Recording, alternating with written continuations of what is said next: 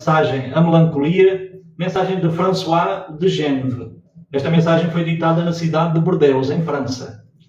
Sabeis porque uma certa tristeza se apodera às vezes de vossos corações e vos faz achar a vida tão amarga?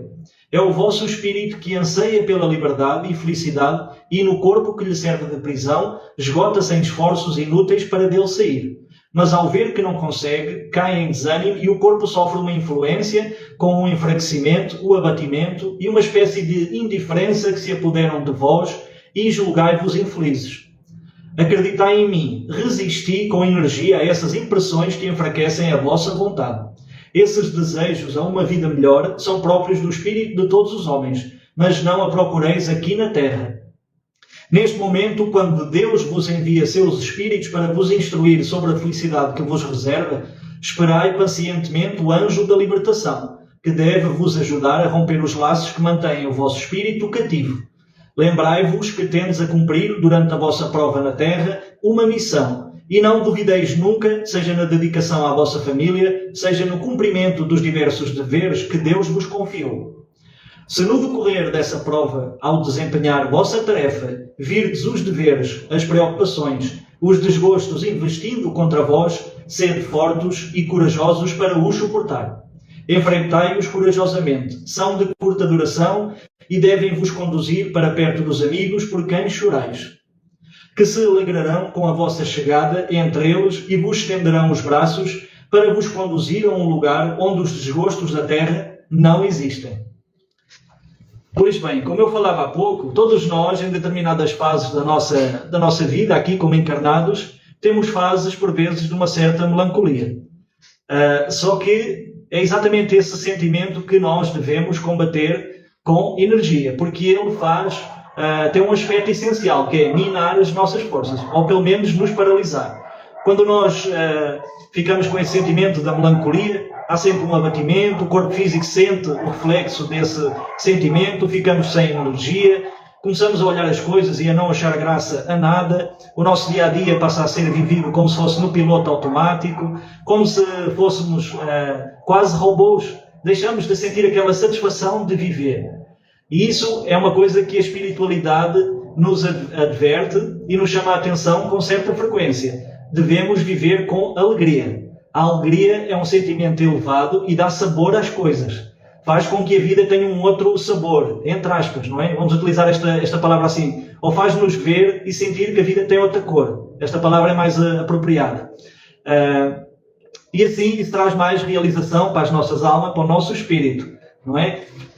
Porque nós precisamos até de entender que nas tarefas mais pequenas que fizermos, seja aqui em casa, por exemplo, quando estamos arrumando a nossa casa, quando estamos lavando uma louça, por exemplo, limpando um banheiro, uma casa de banho, devemos sentir alegria, porque estamos vivos e aprender a tirar satisfação de cada momento do nosso dia-a-dia.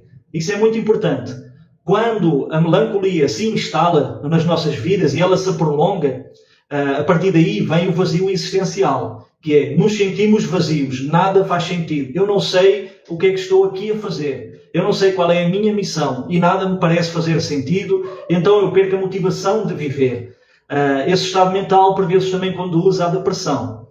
Mas é isso, a melancolia é o desejo do nosso espírito por uma vida melhor, por uma situação melhor, por uma felicidade, algo que nos extasie, algo que traga significado para nós. E então, é muito importante isso. O mentor Ramatiz, ele fala que a alegria, esse sentimento, é essencial para que as nossas vidas se tornem mais significativas. E depois tem a situação do nosso planeta, que está deixando de ser um planeta de provas e de expiações. E um dos sentimentos que mais vai imperar, digamos assim, que vai ser mais significativo, é a alegria. É viver o dia-a-dia com alegria, com satisfação de viver.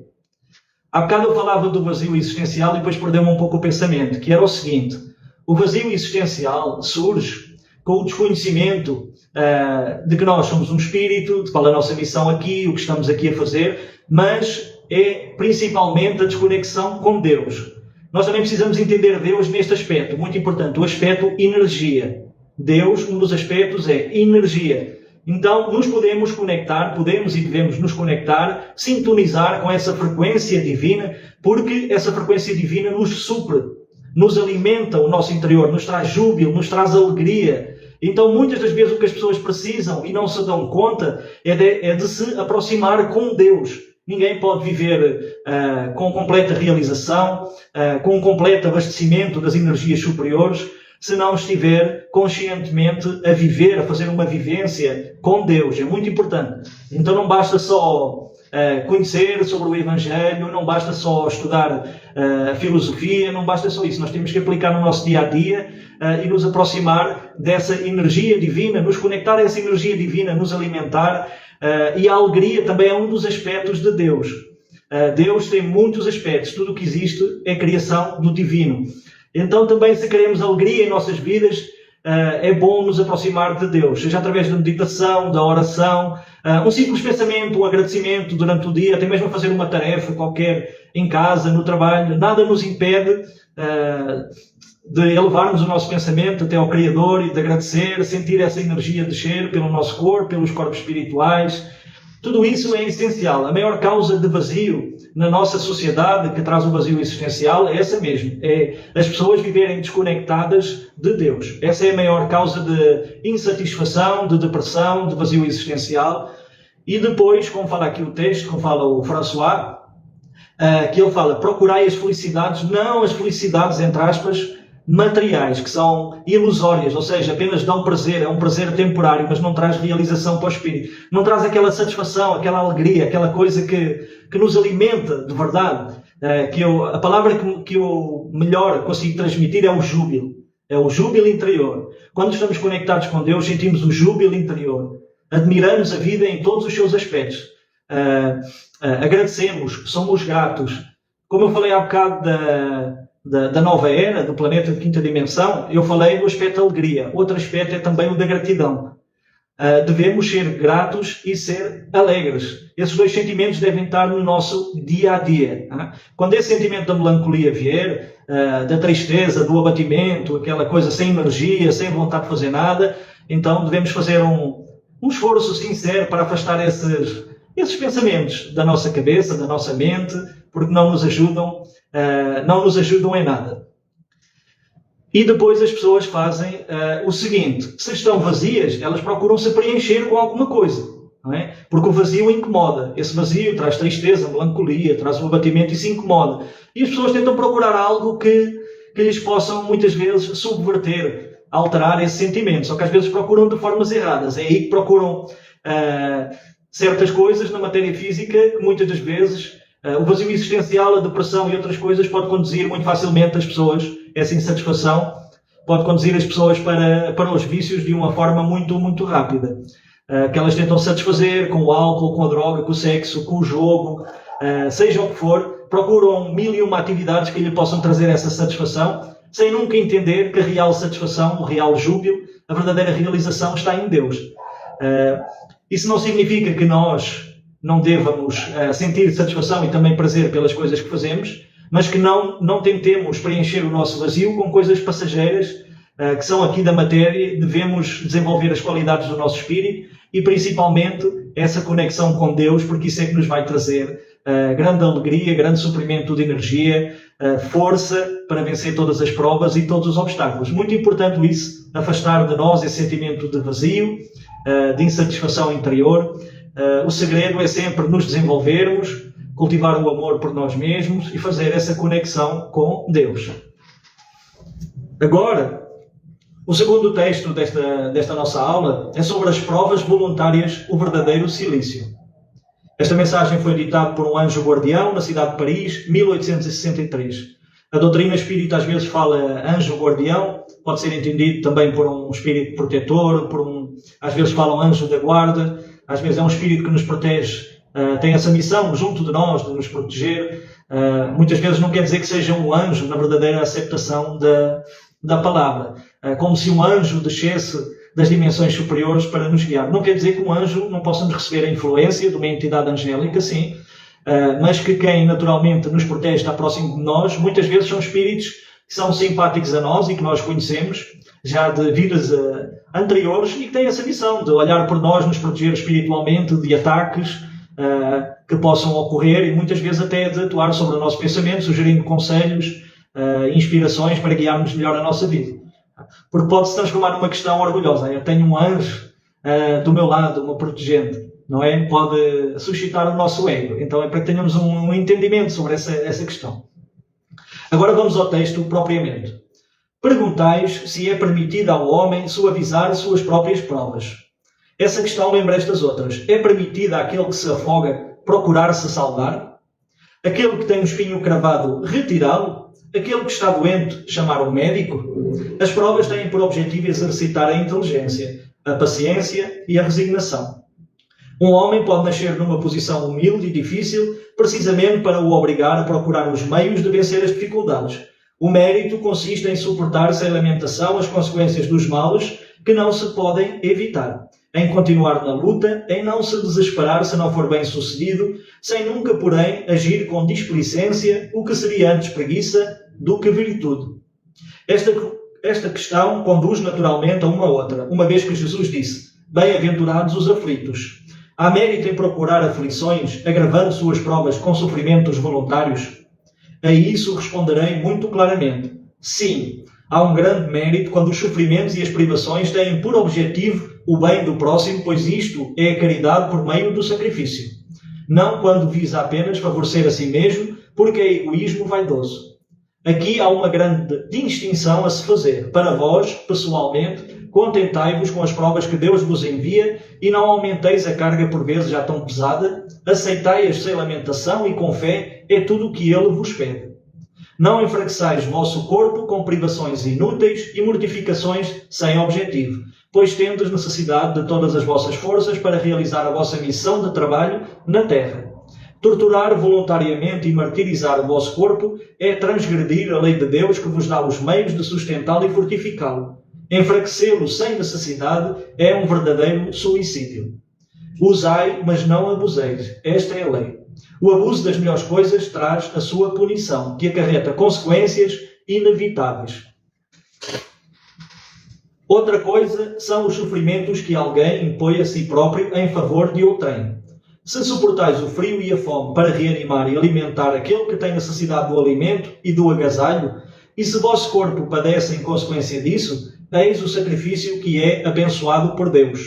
Vós que deixais vossos aposentos perfumados para ir a uma habitação miserável levar a consolação, que sujais vossas mãos delicadas cuidando de chagas, que vos privais do sono para velar à cabeceira de um doente que apenas é vosso irmão em Deus, enfim, vós que usais vossa saúde na prática das boas obras, eis o vosso sacrifício abençoado. Pois as alegrias do mundo não ressecaram o vosso coração, não adormeceste em meio aos prazeres ilusórios da riqueza, mas vos fizestes anjos consoladores dos pobres abandonados. Mas vós, que vos retirais do mundo para evitar suas seduções e viver no isolamento, que utilidade tendes na terra? Onde está a vossa coragem nas provas, uma vez que fugis da luta e desertais do combate? Se quiserdes um sacrifício, aplicai-o sobre a vossa alma e não sobre o vosso corpo. Mortificai o vosso espírito e não vossa carne. Castigai o vosso orgulho, recebei as humilhações sem vos lamentardes, pisai em vosso amor próprio, resisti à dor das ofensas e à calúnia mais torturante que a dor física. Eis a verdadeira penitência, cujas feridas vos serão contadas, porque atestarão vossa coragem e vossa submissão à vontade de Deus. Pois bem, pelo texto salta aqui várias coisas, nos chama a atenção. A primeira é, todos nós temos provas a serem ultrapassadas aqui na matéria física, nesta dimensão. Isso vai desenvolver o nosso intelecto, vai desenvolver a nossa moral, a nossa fé, a nossa capacidade de resolver os problemas, a nossa agilidade, a nossa flexibilidade, a nossa capacidade de perdoar, de tolerar e até mesmo de realizar na matéria física, colocar as nossas ideias em ação, por exemplo. Essas provas servem para nos exercitar o nosso espírito, nos ajudar a evoluir. Então, não faz sentido para o ser humano arranjar provações para si mesmo. Não faz sentido para o ser humano querer amenizar a dor da sua consciência ou a culpa que possa sentir e se mortificar a si mesmo, estragar o seu corpo. Tem também esse aspecto no lado psicológico, que são aquelas pessoas que se autossabotam, que estão sempre punindo a si mesmas, não mortificando o corpo, não estragando o corpo, mas, por exemplo, não aproveitando as oportunidades que aparecem pela frente. Ela acha que não é merecedora e tem ali o mecanismo da culpa, então a pessoa se pune a si mesma como forma de aliviar a sua dor, a sua consciência. Nada disso nos traz evolução. Não é isso que nos é pedido pela espiritualidade, por Deus. A culpa serve apenas para que tenhamos a consciência de que há algo que precisa ser reajustado. Mas de nada serve nos punir a nós mesmos, seja fisicamente, seja psicologicamente, porque isso não nos vai trazer evolução. O que a pessoa deve fazer é viver sob a lei do amor. Identificou o erro, identificou o que precisa ser trabalhado, então ela deve pensar que a primeira pessoa a quem ela tem responsabilidade de cuidar é de si mesma. Isso aí é o auto-amor. A pessoa está a agir sobre a lei de amor, que é uma lei divina, e deve ter isso em atenção. Então eu não vou punir a mim mesmo, eu não vou maltratar a mim mesmo. A primeira pessoa para quem eu tenho responsabilidade é comigo mesmo. Então eu só preciso de me reajustar, ver o que eu preciso fazer para modificar essa situação. E não me punir, não estragar o meu corpo, porque como este anjo guardião falou aqui, ele falou que quem estraga o seu corpo e causa sérias lesões e sérias doenças é considerado suicídio. E o suicídio é um crime perante a lei divina. Então, se nós estragarmos o nosso corpo, por exemplo, quem estraga o corpo através dos vícios, por exemplo, é considerado um suicídio indireto. Ele está estragando o seu corpo com a bebida, com as drogas, com o tabaco, seja com o que for, está abusando das faculdades e do corpo que Deus lhe deu para desenvolver o seu espírito aqui, nesta dimensão, na matéria física. Então precisamos ter isso em atenção. Buda, por exemplo, também fala, uma das filosofias do budismo é não criar sofrimento a ninguém. E esse a ninguém começa por nós mesmos. Esse é um princípio básico que temos que aprender a viver. Esses mecanismos de autopunição podem ser bastante subtis. Muitas das vezes podem agir em nós e nós não temos consciência disso. Está atuando na nossa mente, na nossa vida e nós não nos apercebemos. É aí que é muito importante fazer a reforma íntima. É apenas mais um aspecto de importância fazer a reforma íntima para que nós consigamos detectar essas coisas no nosso pensamento, na nossa natureza. Muitas das vezes também crenças limitantes e outras coisas que não nos permitem desenvolver como espírito, como ser humano, que nos entravam, que nos bloqueiam. Então, esse é um exercício de amor para connosco mesmo. A reforma íntima, essa observação dos nossos pensamentos, daquilo que sentimos. Nunca devemos esquecer que isso é a condição essencial da nossa existência aqui. Outra questão que ele aborda aqui, ele fala da caridade através do sacrifício. É assim, se nos privamos de alguma coisa para trazer algum benefício a outra pessoa que seja mais necessitada, isso é considerado caridade através do sacrifício. A caridade é a virtude máxima ensinada por Jesus. Quem pratica a caridade é uma pessoa que consegue ter um grande desprendimento da sua própria personalidade, do seu próprio ego. Ela põe à prova a sua humildade, o seu desprendimento, seja do bem material, seja do seu conforto, por exemplo.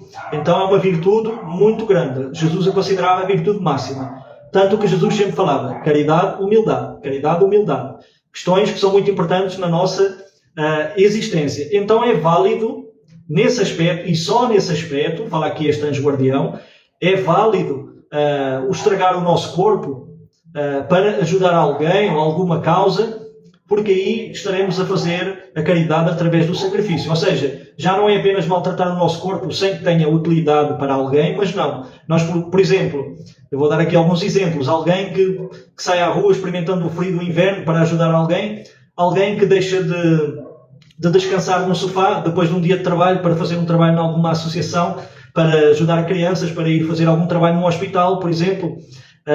Ela está se privando do conforto e do descanso que merece, mas não está pensando tanto em si, está pensando mais em como pode ajudar. Aí está um sacrifício que ela se impõe a si mesma e praticando a caridade, e mesmo que isso venha a refletir no corpo, a falta de descanso ou a falta de alimentação adequada, por não ter tempo de cuidar de si, ainda assim isso é tudo levado em conta, porque ela está se sacrificando para trazer alguma ajuda, seja financeira, material, psicológica, moral, para alguém. Então é preciso distinguir essas questões.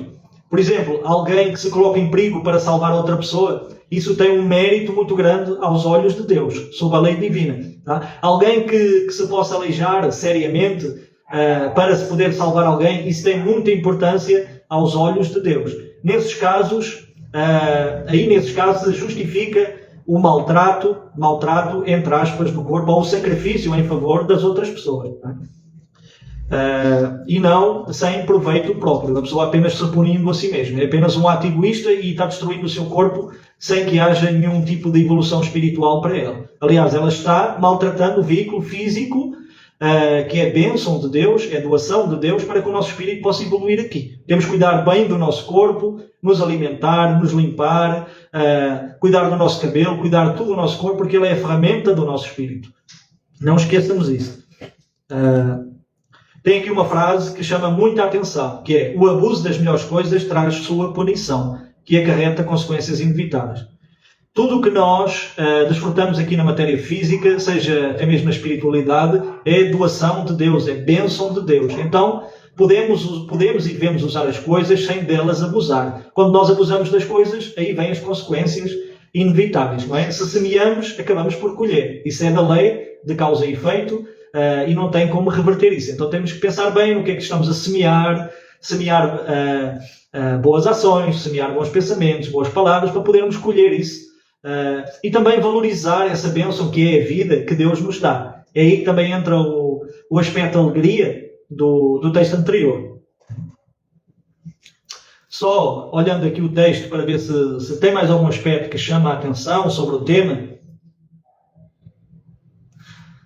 É isto que fala aqui o guardião. Por exemplo, o sacrifício é abençoado quando pode resultar daí um benefício para alguém. E quem faz esse sacrifício não deixou endurecer o seu coração. Não deixou que o dia-a-dia, as coisas do dia-a-dia, por exemplo, o que eu chamo viver sob piloto automático ou de forma robotizada, todos os dias a mesma coisa, todo dia a mesma rotina, todo dia sem aquela emoção, sem aquela satisfação. Então a pessoa que se sacrifica em favor de alguém ou de alguma causa, ela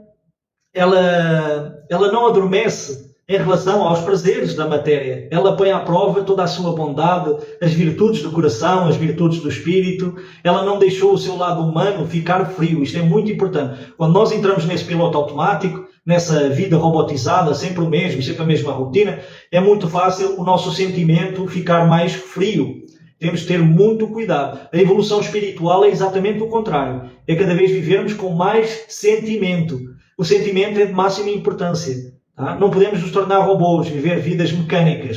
Tá? E isso é o que nos ensinam e a maneira com que nos educam. Nos educam dessa forma, para sermos racionais, empíricos e muitas vezes esquecermos até o que sentimos.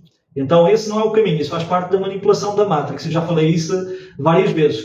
O sentimento é algo muito valioso e é uma energia, é uma força muito poderosa. Tá?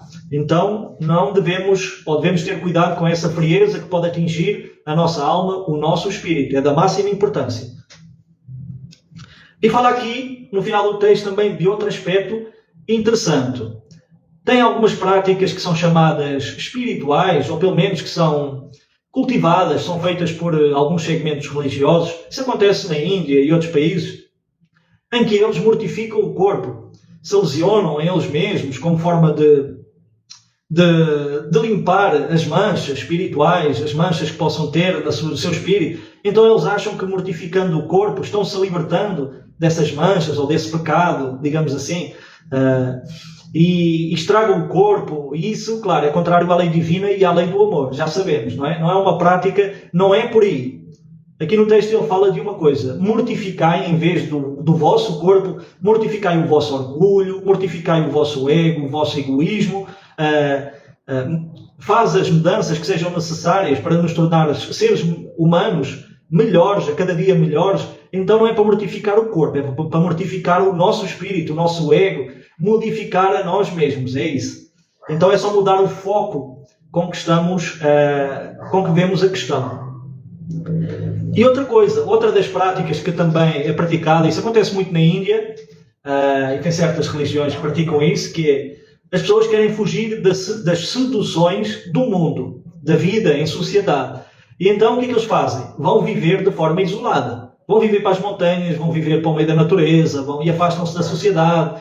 Ao mesmo tempo, sim, eles fogem das seduções, mas ao mesmo tempo não põem a sua força à prova. Não sabem resistir, não sabem praticar a virtude da renúncia, de verdade, em contacto com aquilo que lhes podia seduzir, não é?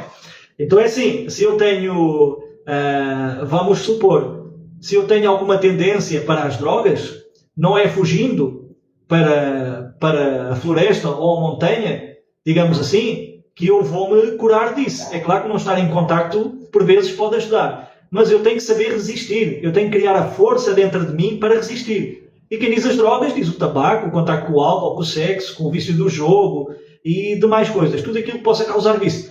Então, nós temos de conviver com essas coisas e saber resistir. Saber ter força mental, ter poder de alma, ter poder mental para dizer assim, não, eu sou mais forte do que isso. Tá? E não fugir. Fugir não nos traz evolução. Entendemos? Pode ser que em certas situações particulares, o se afastar de algo, sim, vai trazer um resultado benéfico. Mas isso não, mais cedo ou mais tarde, teremos que desenvolver a força dentro de nós para resistir. A virtude da renúncia. Então é isso. Certas práticas religiosas, espirituais, que eles fazem esse isolamento, eles privam da vida em sociedade, daquilo que poderiam aprender e da força mental que poderiam adquirir, a resistência às tentações, às seduções, e fogem. Fogem dessas provas que lhes podiam fortalecer a sua vontade. É necessário lembrar que a evolução espiritual também significa cada vez mais autodomínio. Quanto mais evoluímos espiritualmente, mais domínio temos sobre nós. Domínio sobre o nosso pensamento, a nossa palavra, sobre os nossos gestos, as nossas ações.